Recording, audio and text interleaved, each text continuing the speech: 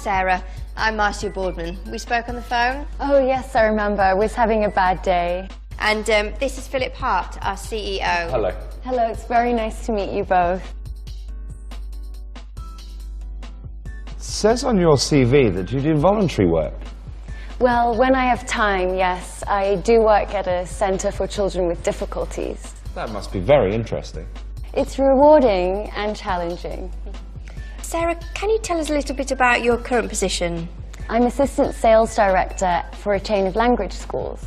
So this post would be quite a change then? I don't think so, honestly, because the skills are the same despite the product. Why are you thinking of moving on? Well, I've come as far as I can in my current position, I feel, and I'm 28 now and would love to take on some more responsibility. Okay, let's move on to managing people. Can you give us an example when you had to deal with a particularly difficult managee? Well, yes, I had two people working for me who didn't get along at all. They had no shared values, different temperaments, and used to argue a lot. It looked like it was impossible for them to work together. So I sat down with them and we talked about their differences and their problems, and after that things went much more smoothly. How would you deal with a rapidly changing and uncertain global market? Oh, that's actually something I wanted to talk about in my presentation, but I'd say to stay flexible and to diversify markets and sales strategies. It says on your CV you speak French and Spanish. Yes, I do. I lived in both France and Spain for a while.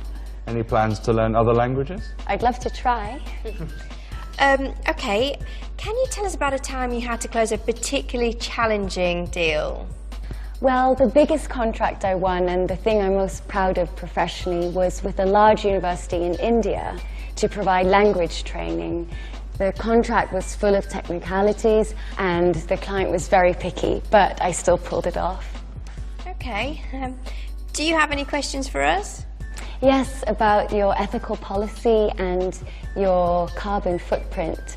I was wondering whether you are planning to reduce your carbon footprint and whether all your products are ethically sourced. That's a very good question, and that's something we're moving towards at the moment. Okay, well, let's move on to the presentation.